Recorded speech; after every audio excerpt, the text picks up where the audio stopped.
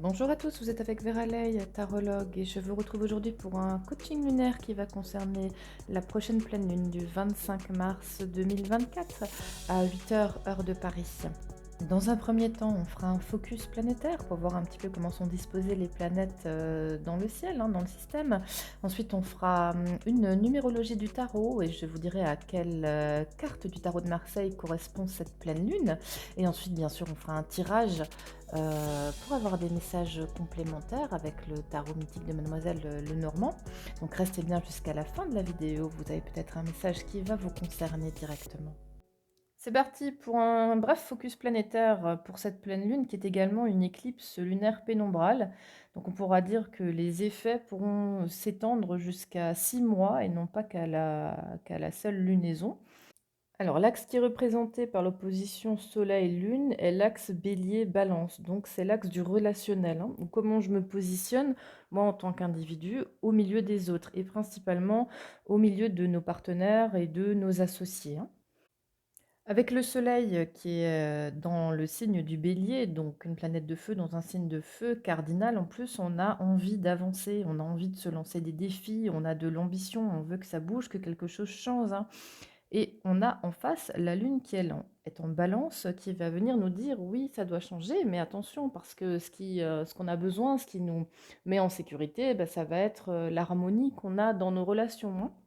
Donc la question qui peut se poser lors de cette pleine lune, c'est comment est-ce que moi je peux avancer individuellement dans mon chemin de vie, tout en maintenant un équilibre et une harmonie dans mes relations et avec mes partenaires, comme on l'a vu plus tôt. Alors si on regarde le maître de la maison du Bélier, du signe du zodiaque du Bélier, qui est Mars, Mars lui est en Poisson. Alors Mars c'est notre combativité, notre plan d'action, tout ce qui nous fait nous lancer dans quelque chose.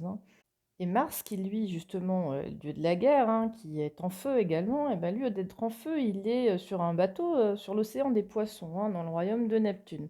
Donc Mars là, au lieu d'agir concrètement, il est plutôt en train de rêver à faire de grandes actions, à conquérir, mais il n'est pas vraiment dans le mouvement, donc il va peut-être pas nous aider tout de suite, à pouvoir nous mettre, dans l'action et dans le vif du sujet.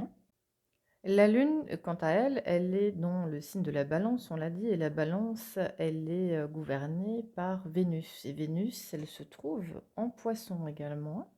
Et donc là, ça nous donne une indication supplémentaire parce que là, on a besoin d'amour, on a besoin d'être aimé, on a besoin de romantisme, d'harmonie dans notre vie de couple. Ça complète avec ce qu'on a vu avant, la Lune en Balance.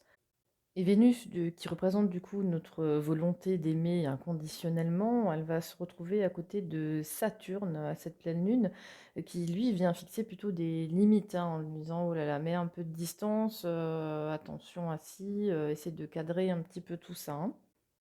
Et en plus, Vénus se retrouve en aspect favorable avec Uranus, qui lui viendra dire oui, plaire, tu peux plaire, c'est bien, mais garde bien ton individualité et ta liberté d'action. Pour finir avec Vénus, elle est en opposition avec Lilith, la lune noire. Donc Vénus, elle, qui représente notre volonté en fait d'aimer tout le monde, d'être aimé par tout le monde, d'avoir une vision idéaliste du monde, voire même où on peut trouver une certaine dépendance avec quelqu'un ou à quelque chose.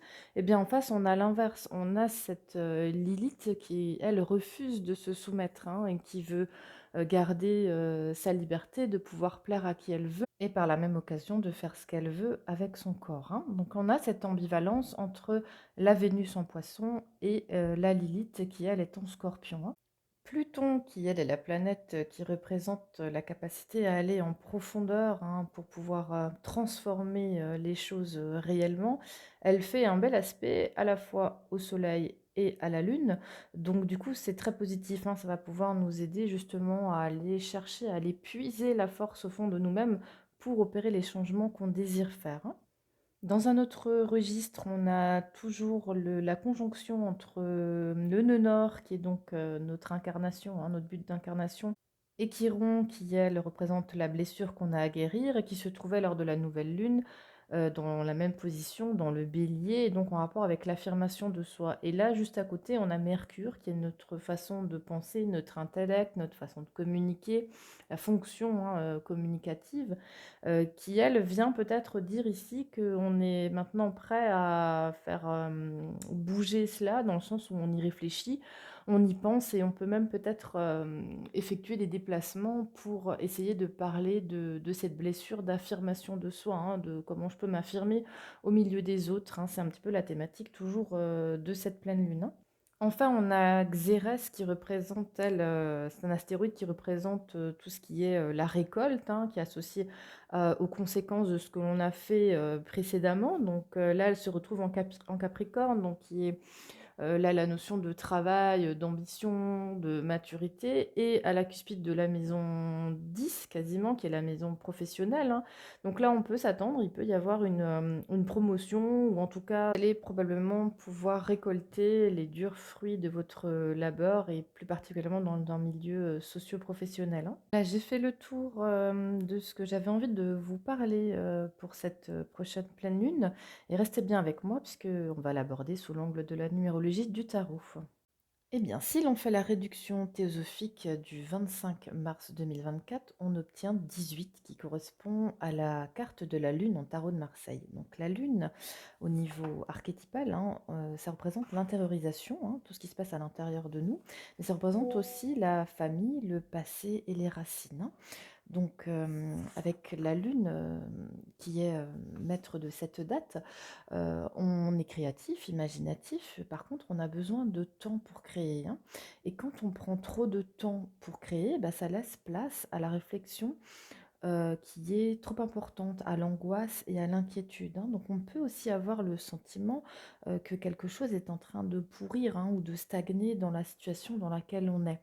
Et là, le soleil en bélier, qui veut démarrer, hein, qui est dans l'impulsion, va pouvoir justement venir réveiller et bousculer ce sentiment, hein.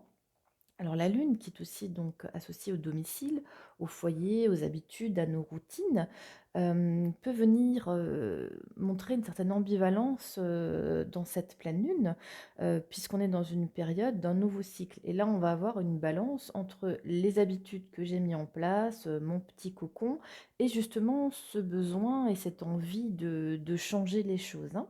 Et donc là, il peut y avoir un sentiment d'insécurité qui s'installe lors de cette pleine lune, hein. La lune est également associée à la nuit, et donc tout ce qui se passe la nuit est dans les moments de calme, hein, et notamment ce qu'on peut imaginer, ce qu'on peut rêver. Et alors rêver, c'est très bien, mais quand on est trop dans le rêve, on atteint une fuite du réel. Et là, ça fait écho au fait qu'il y avait beaucoup de planètes en poisson, et dont on a parlé lors des précédentes vidéos, et même en début de celle-ci, hein. La lune, c'est enfin notre côté sombre, puisqu'on parle de la face cachée de la lune. Donc ça peut aussi représenter nos peurs et tout ce qui se passe à l'intérieur de nous, mais qu'on ne montre pas, hein. Ça peut aussi, en outre, représenter dans nos côtés sombres les addictions que l'on peut avoir, alors soit à des substances, soit à certaines personnes qui peuvent être au sein de notre foyer. Et là, encore une fois, ça fait écho aux planètes en poisson qui se situait au départ du cycle lunaire, donc lors de la nouvelle lune. Donc c'est une thématique qui est amplifiée dans la numérologie du tarot, hein.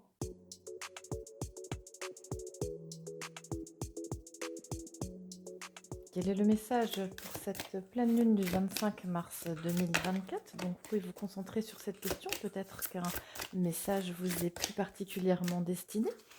Alors, à la coupe, on a le 10 de cœur et le 8 de pique. Le 10 de cœur, c'est la même carte que la dernière fois, hein, qui est apparue à la nouvelle lune. Donc, ça nous parle de renouveau, pardon, de changement qui est possible. Et le 8 de pique, par contre, ça nous parle d'une perte, d'une victoire, mais qui implique une perte, hein, une certaine tristesse liée à cette perte, hein. Donc, ça peut être la perte de quelqu'un ou la perte de quelque chose. Donc ensuite, on va tirer 3 cartes complémentaires pour avoir un petit peu plus de précision. Alors de votre côté, vous pouvez rester bien concentré et penser à la problématique de la nouvelle lune que vous pouvez rencontrer. et comment elle va se gérer à la pleine lune, hein. Voilà, donc on arrive aux 3 cartes. On a le 5 de trèfle, partie de la guerre de Troie. On a la dame de cœur qui retrouve la tête à l'endroit et la dame de pique. Alors là, d'emblée, ça peut nous parler d'un trio relationnel, hein, si on part sur le sentimental, hein. Donc on a, une aventure avec une autre femme et on en laisse une toute seule, hein, ou triste, hein. Donc ça peut être une des possibilités pour cette pleine lune.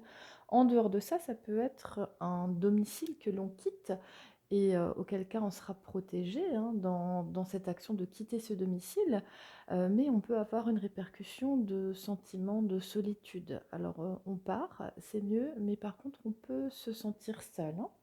Voilà en tout cas les 2 thématiques de ce tirage, complémentaire à la nouvelle lune et je vous retrouve dans une prochaine vidéo dans 15 jours pour le coaching lunaire et tous les jours pour, le tirage du jour, le message du jour, dans les shorts sur la chaîne YouTube. Voilà, je vous souhaite une très belle journée, quelle qu'elle soit et puis à bientôt.